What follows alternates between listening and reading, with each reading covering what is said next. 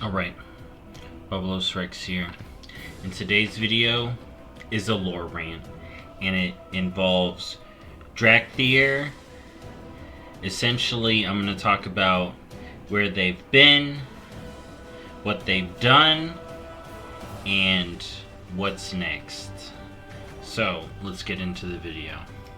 Now, if you don't already know, I'm outside Aberrus. And this was actually the first place the Dracthyr were essentially conceived, experimented, created, and this is how we got the Dracthyr we know and love today. Now, the Dracthyr, if you don't know, were originally the creation using mortal essence and essentially the magic of the 5 dragonflights. And then you can actually see in one of the fights in the raid the different, essentially the test versions of Dracthyr. So here was an earlier version. Then there were problems here, as you can see. And then we got to this guy, who still isn't fully right, but closer to what we got with, Dracthyr at the end. So they were initially created by Neltharion, and we learn about this in the Forbidden Reach, a dragon called Adamantia. Now, Dracthyr were born in Aberrus, and they were then brought and trained by Neltharion in the Forbidden Reach. Alright? And all this, we're gonna head there. So all this happened like 20,000 years ago. Alright? So the Dracthyr are actually one of the oldest races. Even older than the trolls, probably, or at least close to, and the Yongle, which are the Torn progenitors. And I do wonder if the mortal races they were talking about were like proto-trolls and proto-Yongle. So, created in Aberrus and trained secretly in the Forbidden Reach. Now, the Forbidden Reach was actually created by Neltharion. He made this little island north of the Dragon Isles to keep his Dracthyr there safe and hidden from the other aspects. Now, it was at this point, so Neltharion had been creating the Dracthyr, knowing that there was going to be a dragon civil war between the Primalists and the Aspects.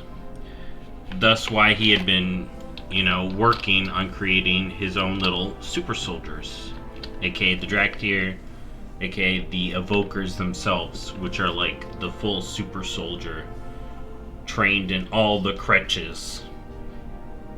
Now, he had the Forbidden Reach over here, his secret little island with his secret soldiers prepping for war. Now, we're going to learn more about the Scaleborn War in the upcoming book, but what we do know is Neltharion was attacked by Raszageth on this island.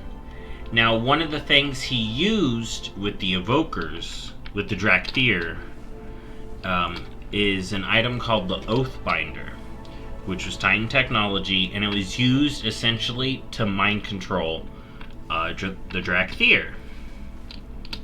Now, that isn't good.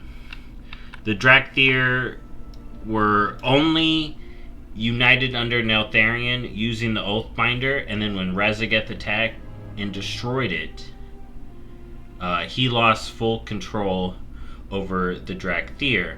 Now, rather then take his Dracthyr and, let them be free or choose their own destiny. He was like, no, no, no, no, no. I can't completely control them. We gotta lock them up. So it is at this point he told his friend Malagos, yo, we need magic to seal these guys. So Malagos comes in, gets some other blue dragons, and seals the Dracthyr away. Now, that war, the Scaleborn War, I guess, plays out after Neltharion, and you can see in the Legacy cinematic the attack Razageth did, where Neltharion lost the Oathbinder, lost essentially full control over the Dracthyr, is also when he unleashed the Void. He fully sided with the old gods. He didn't come out about it, but he had used their power and imprisoned Razageth. So the war continues to play out. He tells Malagos, they locked the Dracthyr away, and then the Dracthyr were locked away on the same place that he had locked away Razageth. If you remember, over here in the big main area where she busted out. Now, 20,000 years play out. War of the Ancients, Neltharion leaves the Dragon Isles, and time passes. The Dracthyr sleep. Alright. Little sleepy Dracthyr. Alright, all that time passes. Now, Dragonflight happens. Kurog Grimtotem, the Primalists, the new Primalists, reform, and Razageth is released, and all the magic and disruption that Primalists had caused to the Forbidden Reach had awoken the Dracthyr. Now, was it necessarily the Primalists coming over, or is there something else going on behind the scenes that also caused the Dracthyr to awaken? Maybe we'll find out soon enough. So, the Dracthyr awaken for Dragonflight.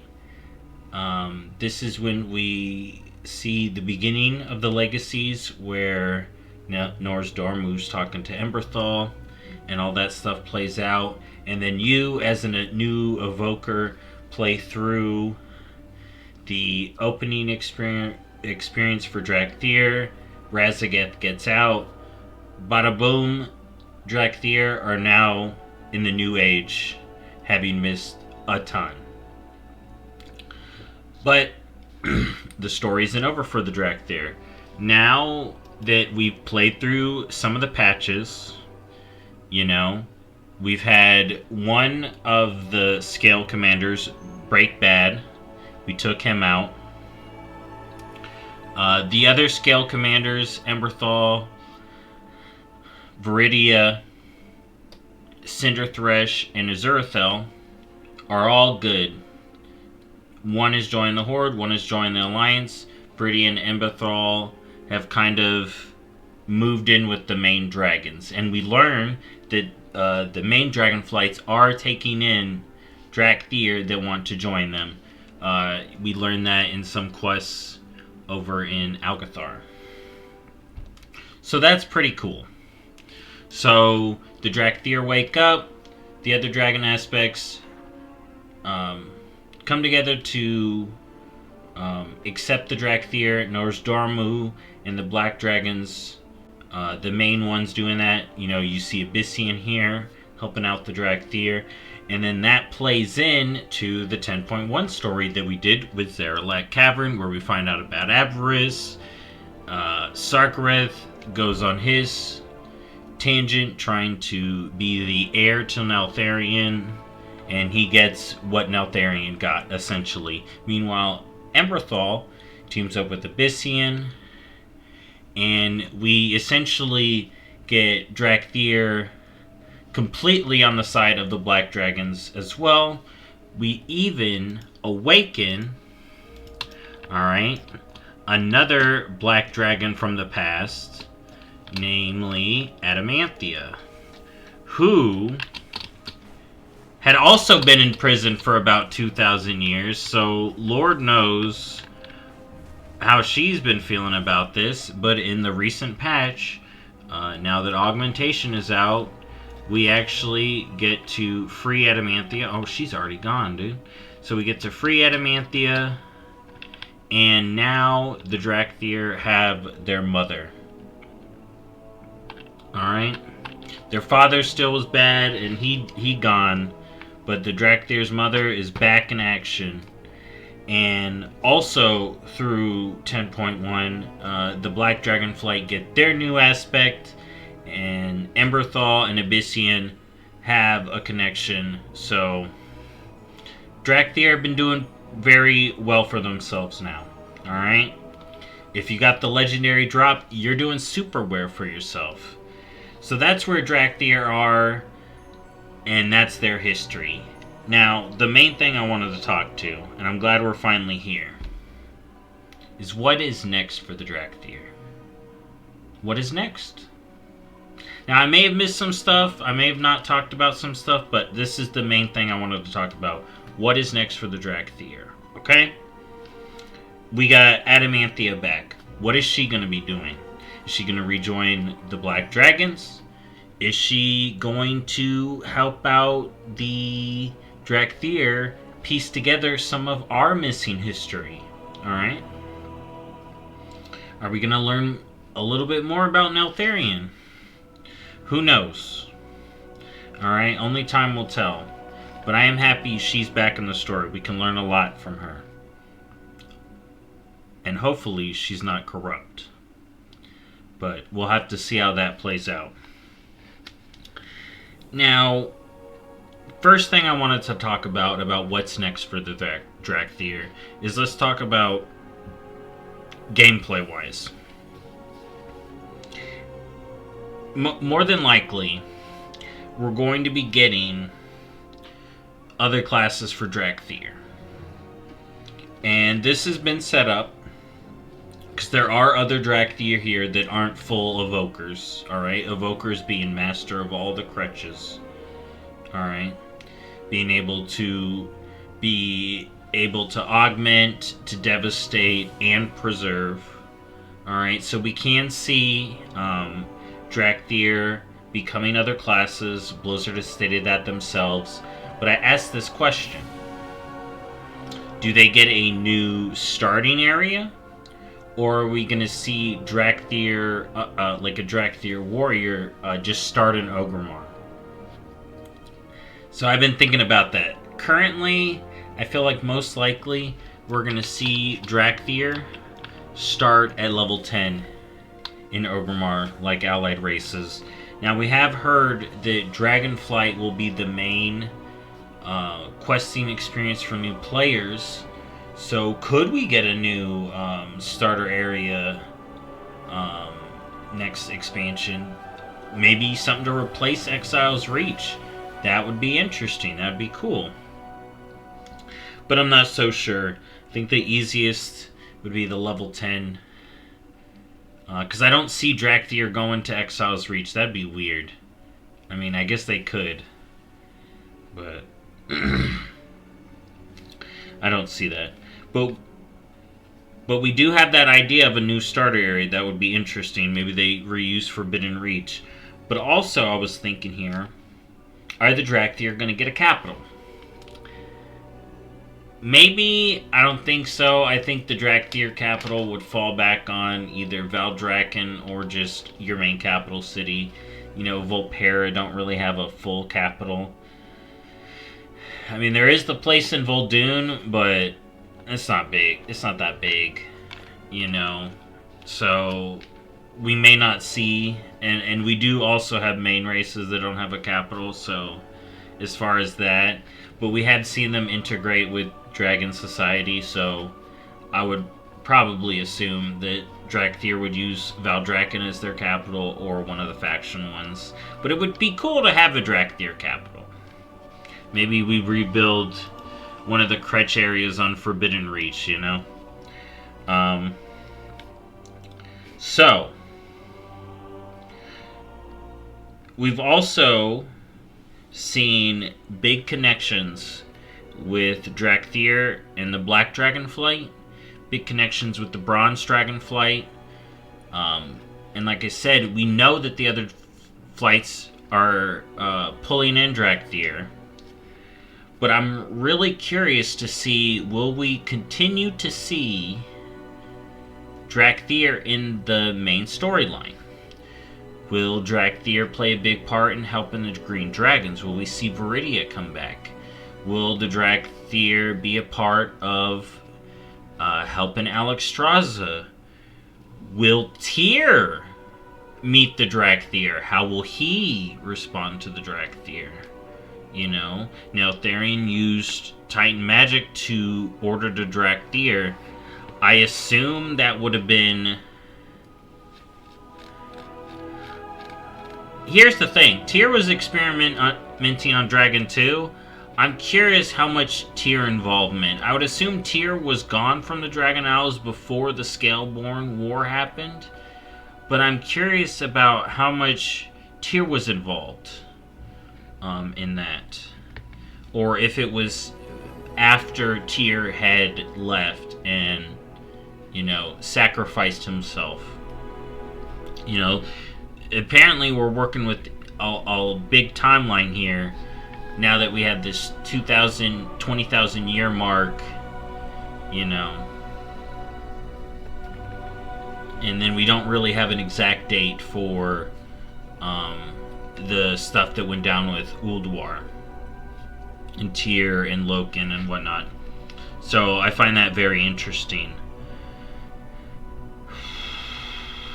Now, there's one more question I really have to ask. The Nozdormu that we see in Legacies talks about the Dracthyr's destiny, and their destiny really, them having to make a hard choice going on.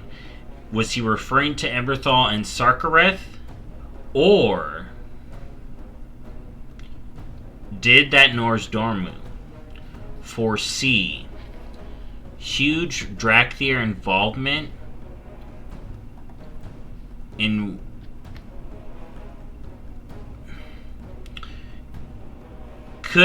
here, this is my crazy theory, okay? Let me like try to pace it out right. Say at the end of Dawn of Infinite, right, the dungeon. Say we didn't actually save Nozdormu. What if he became Murozond, and now the Nozdormu we are with is actually Murozond? Okay? What I've been thinking is, what if Nozdormu knew that that was going to happen? I mean, he should know. He should know all of time. But the Nozdormu we've been working with has been like, oh, I don't see much. Oh, I don't know. What if the Nozdormu that we've been playing with, like, that he can't see, it was all an act? Because he had to start setting up the pieces so that now that Murozond is out, the time, like, either Dracthyr are going to be involved to help stop Murozond and get Nozdormu back, or there's going to be this big twist and it's like Murozond does his big betrayal of us in like 10.3 and is like, haha, I fooled you all, and now I am Murozond, and I've been Murozond, haha.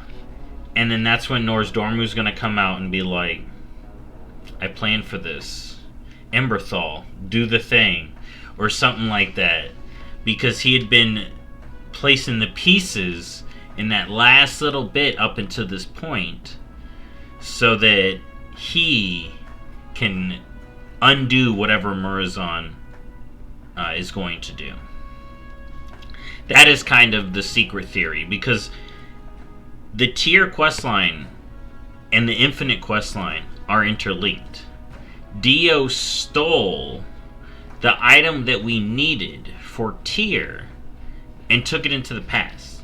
We never got that item from Dios in the Mega Raid, in the Mega Dungeon.